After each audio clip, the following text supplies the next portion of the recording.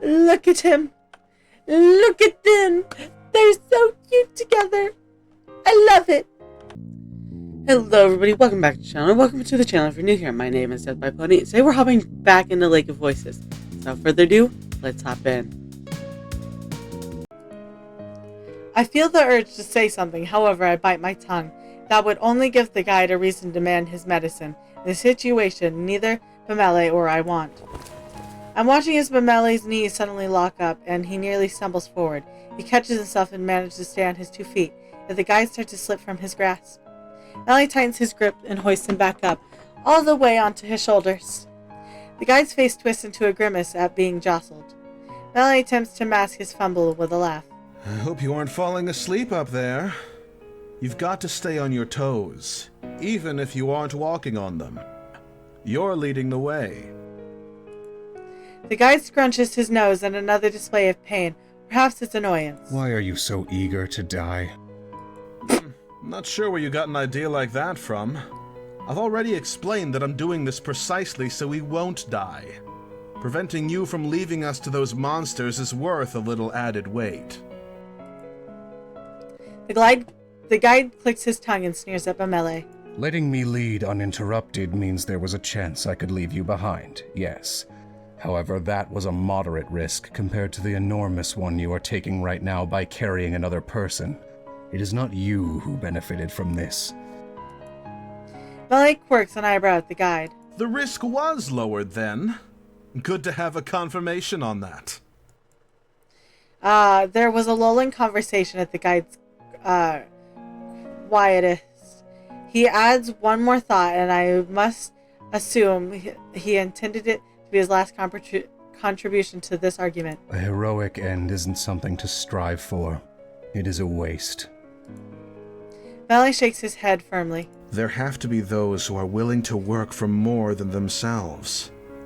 If there aren't, then it won't be possible to build something greater than just a single person. I always believed that I had no choice but to look at the world like the guide. However, I began to wonder if perhaps I don't. Pragmatism isn't the only method that holds worth. After that exchange, the mood darkens. There's a definite shift between Bamele and the guide, though before I can escalate further, that distinct clicking noise becomes eerily apparent. I stiffen immediately and search around wildly with my eyes. Margaret also slows to listen nervously. The sound creeps down one of the branches of the bridge connecting to our set of boards. Despite how tired he must feel, Bamele hastily quickens his pace. The rest of us follow. After some time, we break away from the noise in the nearest prowler. Before we can relax, the erratic clicking, squelching sound coils forth yet again from ahead of us. We continue to push forward. However, no matter how fast we move or what bridges we take, we can't seem to escape the stalking sound of the prowlers. Every so often, I turn my head to look behind us and to see if there's anything. Sometimes it doesn't seem as though the crooked shadow is following us, and other times it doesn't appear as though there's anything at all. Go down that path. The guide points feebly towards another branch with a hand that is even paler than usual. Bamele nods and walks down the crossroad chosen by the guide. He's been giving directions more frequently, and Bamele is following them without hesitation. The prowler grows louder, and now, in addition to the squishing sounds, chattering in the lake begins to bubble up. It's beginning to feel as though we're completely surrounded. Tensions are high, the situation is growing hectic. Margaret becomes more frantic with each step. Bamele is having troubles keeping collected, and I'm trying to see everywhere at once as the sound of the Nixie rising from the lake swiftly surround us. Eventually, regardless of his best efforts, Bamele has to stop and catch his breath. He inhales heavily, gasp after gasp as sweat drips from his We forehead. cannot stay here. We'll be trapped by prowlers. Through ragged breath, Bamele quips back at the guide. Unless you've lost the ability to give directions, that's not going to happen. He starts to trudge on the path again with heavy, hard-hitting steps. Margaret looks at Bamele with concern, bringing her hand towards him half-heartedly as she debates over how to help. I debate with myself over whether I should say something or not. I could help But that might be better saved for when we're out of such a dicey situation. We don't have any time to waste here. Let me carry him. Bamele, you can hold onto my lantern and I will take the guide. I can't manage for as long as you have. However, that would be better than pushing yourself to the limit. I give him a withering look and Bamele returns my gaze, clearly conflicted. After a moment, he releases a sigh. Bamele knows that the weight of this task isn't his alone. He cracks a smile at me. I would appreciate that. The two of us make for a much better pair than he and I. Does our guide agree with that assessment? The guide gives us no answer and simply turns away. I smiled awkwardly back at the both of them. Bamele places our injured lead down. I walk closer and offer my lantern to Bamele. He puts his hand over mine instead, and it rests there, on top of a pile with myself and the lantern handle underneath. Momentarily, his fingers are trembling. After a brief gesture of affection, he takes the lantern with care, then backs up with an encouraging grin on his face. I move to the guide and nod at him. I will help you now. The guide doesn't resist and makes no complaints over the switch, except his fate as an inevitability. I pull on the man's lanky limbs and hoist him up onto my shoulders. The guide makes a few murmuring sounds of discomfort that quickly passes as he settles again. I can see Bamele is already breathing easier now as the load has been taking off his back. We need to get out of here. There's no disagreement with each of us being likewise eager to leave this place. There's still swarms of prowlers all over. The guide points an arm over my shoulder. Turn down that branch. We walk brisk pace to a new bridge. After what feels like an endless creeping nightmare, the lake grows quiet again. We are finally left alone once more. Our group stops to breathe, still reeling from how close we came to the edge. As if to mock our attempts to feel calm, the light and the sun start to peek over the mist. We are running out of time. It shakes me to think this coming light is the true reason we were freed from the prowlers. I steel myself for the answer to a question I'm about to ask. Is the shore close? We will have to run. I swallow down my dry throat, the weight of the guide feeling that much more overwhelming now. We're still ragged with exhaustion from the trial we only just survived. However, I stand firm to address them. I will not let anything drag us down. We're almost there. We are going to make it. Melly smiles boldly at my words. Margaret nods a little shakily, yet she also seems determined not to be left behind. I readjust the guide and tighten my grip on him, then I begin to sprint down the bridge. As we run down the long stretch, a faint silhouette of land come into view. I nearly can't believe that it's there when I see it. I ignore the pounding, aching feeling in my legs and pump them as hard as I can, focusing on the clear goal in the distance. We race against time as the sun rises even higher. Nearly all the darkness has faded away. Even so, we don't stop. We keep pushing. The guide abruptly demands a change in directions. I start to take a sharp turn to the left, but the added weight of his body causes me to tilt. Balance. I halt my steps and manage to keep myself from wobbling too much. Mally appears right at my side, his face full of fear. I cannot blame him. That was a closer call than I would have liked. A fragile smile breaks out past the concern. He addresses the guide, who is still stubbornly clinging to my back. We're close enough to the end, I think. If Kika gives the medicine back, would you be able to manage the rest of the walk on your own? There isn't time for it to take effect. I try to steady my shaky legs. I've carried him far longer than I've ever needed to lift another person before, but it has to be done. We can't leave him here. Well then, might I help you with that dead weight? I'll take one arm and you can keep the other. I lift my eyes up to meet his. They shine confidently. Bamele is a good man. Involving another person may be quite a risk, yet at this point I feel it'd be worth it. Between the two of us, we should have the strength to go on. Yes. Thank you. I slide the guide down to one side to make it easier for Bamele to take hold. He takes position in the final part of the chain connecting the three of us. The guide's only contribution is nearly an audible sigh. I can only catch because his face is so close to my ear. Mel and I nod knowingly at each other, then we begin to run, fighting against the sunrise and our own exhaustion. The three of us on our feet continue running as hard as we can until the dock draws near. Finally, we make it to the shore. I nearly vault my body as far away from the shoreline as possible before completely collapsing onto the sand. The guide loosens a deeply pained groan as he heads up to being brought to the ground with me. He still takes the opportunity to graciously untangle himself from my hold. When I regain even the smallest modicum of strength, I dive my hand into one of my pouches and fetch the medicine we took from him. I offer the vial to the guide. He stares at it for a moment and then at me. He silently accepts it. I look at him with my thoughts mixed. Should I apologize? Even if this is part of the journey, everyone was spared. The guide still suffered from our actions. While I ponder over what to do, the guide doesn't show the same lack of surety. He disregards my glances and down at the vial completely. His eyes slam closed. Anything said to him would be unwanted, regardless of what it was. That much is clear. Assuming that he would prefer to finally have his own space returned, I pushed myself away. My joints creaked, still burning from how much exertion they were forced to endure moments ago. The event that just unfolded flashed before me. Suddenly I feel myself be the one lifted. It's Mamele who holds me close to his chest. I hear him quietly sniffling above me. Ah! Look at him! Look at them! They're so cute together! I love it! I relax into Mamele's embrace while wrapping my arms around his neck, hot tears brimming the corner of my eyes, and allow them to fall freely. Through his great emotion, he speaks quietly, more to himself than anyone else. Thank God. A small statement makes it fully sink in that we reached the shore. We actually made it after everything. We're safe. I'm so overjoyed that he is here, that the both of us made it together. We stay like this as long as his warrant state can manage. Even after placing me down, he never strays far.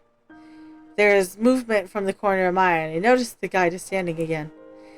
It's almost strange to see him behaving so normally, so distantly, after what we went through.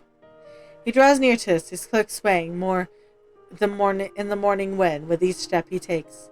It is time to leave this place. There is nothing left for you here. Upon being addressed by him, I rise to my feet as he has a calm look on his face, though there is force behind his sincerity. I open my mouth in an attempt to speak. However, I quickly realize I still have little idea of what to say. He is untrustworthy, but in the end, we were only able to cross because of him. Then the fog is removed from my thoughts. After everything that has happened, it becomes clear.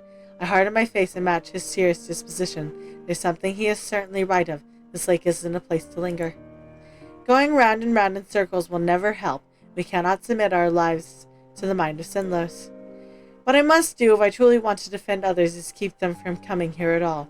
When I return to my village, I tend to make that information acutely known to our elders. For that to happen, we must leave. Goodbye.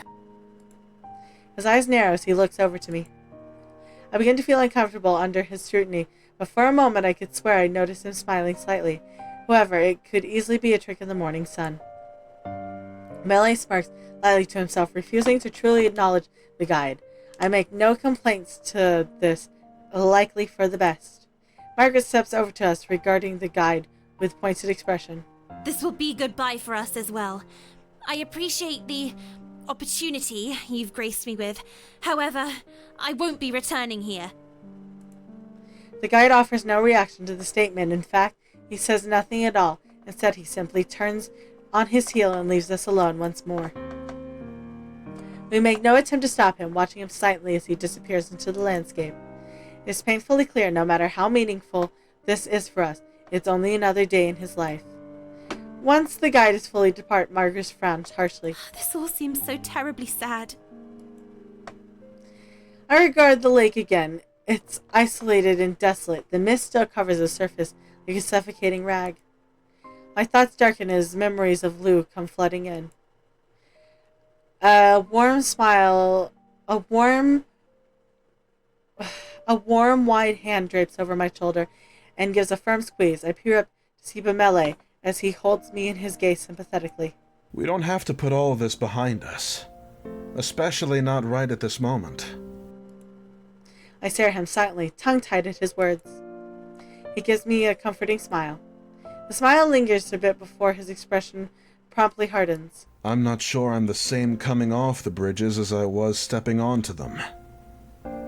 It It's something I'll always have to live with. That's all right, isn't it? I stare at him tenderly. Yes, it is. This won't be the last time we face situations where lives are on the line. I understand that difficult decisions will need to be made. Still, I am not going to let anyone abandon someone else, if I can help it. I can always look for another way. Aw, Bamele. After all, it's impossible that I could ever be the most logical person in the room. Someone else will stop too much recklessness from happening. Of course I will. And then, occasionally, my focus on finding a solution to help all instead of accepting a painful reality will make a difference. I feel tears incoming and manage a smile from him, heartbroken and joyful. I think that's wonderful. And very much like you. He smiles happily, though then takes on a bashful look. Let me add that I don't want you to feel as though you personally need to make up for my idealism. I'm not your responsibility, and I'd like for you to be happy and honest about how you feel, and... He starts to ramble, so I cut him off before he can work himself up further. Bamele, you have never been my responsibility. You're my partner, and you don't have to worry about me either. I understand. As a pair, I take pride in how one is strong where the other is weak. Now his eyes grows wet with tears of his own. He grits ear to ear. Kika, thank you. Thank you too. He wipes his damp eyes on his sleeves and chuckles self-consciously. I hope that this means I'll be allowed to keep sharing your company from now on. It seems I've gotten used to seeing you each day. I would love nothing more. Aw, Bamele. A warm sensation hovers between us. It means so much that we found each other who were missing and found what we each were missing in one another. It truly is time for us to leave this place. Mele stands a little taller. That is music to my ears. We turn around and walk away from this lake. Margaret notices and follows behind with no hesitation. I offer a small smile, seeing her settle in step with me. Without looking back or stopping, I close my eyes and whisper beneath a breath, soft as falling leaf. To all those left behind within the Lake of Sinless, I offer one last reverent parting word. Farewell. I hurried to him as quickly as I could. I already failed to help another during my journey. I could not afford to fail the villagers. They were grateful to see me, for it was a desperate situation indeed. The urgency meant that my mind was occupied with other matters. I worked tirelessly to aid Hemmer's own guard in forcing back brigaders. But during the moments of calm, when the sun went down, I would remember the lake. Mele was a great help during the fight. His outwardly positive demeanor lifted the spirits of many around him, but I could see from the shadows of his eyes he hadn't forgotten what we went through. Rather than be paralyzed by it, he is pushing himself to be even stronger. I admired that about him, and I fully intend to support him the way he does for me. After putting Sinless behind her, Margaret explained where she was originally from, though she has no plans on returning. Despite leaving everything she knew, Margaret boldly looks forward to the future. I respect her bravery, and I hope nothing more than the best. When receiving payments for her services, the guide must give a full report of all of those who succeeded and failed to cross the lake. I was finally able to learn the name of the stranger on the bridges. Lou, as the guide predicted, he did not survive. He had requested to cross the bridge and been denied. He must have been truly desperate to attempt crossing alone. I can only pray that those who cared for him will learn the truth of what happened. I have not heard nor seen the guide since then. He will remain obscured in that realm of fog and fear, a mysterious light in the distance that is ever so out of reach for the real world. As the task of Hemmer comes to a close, I mentally prepare myself for return home. I am all too aware that things can never be as they were. What I know for certain is that my village elder must be told that no one is to cross Sinless again. I've already told the Hemmer's leaders and the same. Not a single more person should have to experience what we did. Its darkness will remain with me for the rest of my days. Though so much was lost, I believe that our lessons will keep others from suffering the same way, and in the end, something will be gained. After we returned home, Bamele adopted a wolf dog named Derek and did not enjoy being alone at night so soon after what we witnessed on Sinlos. I could understand how he felt. I told him that I am there any time if needed.